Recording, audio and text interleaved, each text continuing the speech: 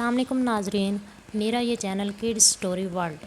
सबसे पहले तो मैं बच्चों के वालिदैन से मुखातिब होकर उन्हें ये मुतमईन करना चाहती हूँ कि मेरा ये चैनल इंशाल्लाह आपके बच्चों की तरबियत में इजाफ़े का सबब बनेगा।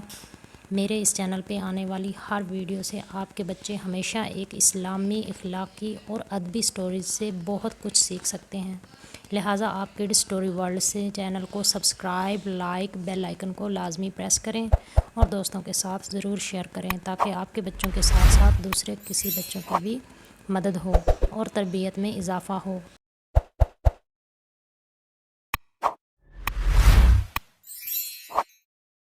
अस्सलाम वालेकुम प्यारे बच्चों, उम्मीद है आप सब खैर खैरियत से होंगे। आज की हमारी कहानी का मौजू है नेकी का सिला। सोनिया और समीना दो बहनें थीं। वो रोज़ाना अपनी दादी अम्मा से तरह तरह की कहानियाँ सुनती थी। वो हमेशा साथ खेलती थीं।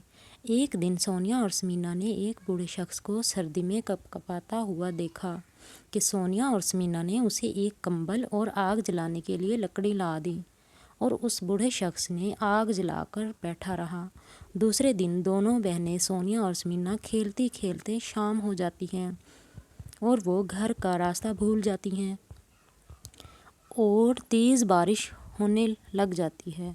वो दोनों परेशान होकर खड़ी होती हैं कि वही बूढ़ा शख्स आता है और कहता है कि मुझे रास्ता याद है, मैं तुम लोगों को घर तक छोड़ देता हूँ। इस तरह उस शख्स ने इन दोनों को घर तक पहुँचाया।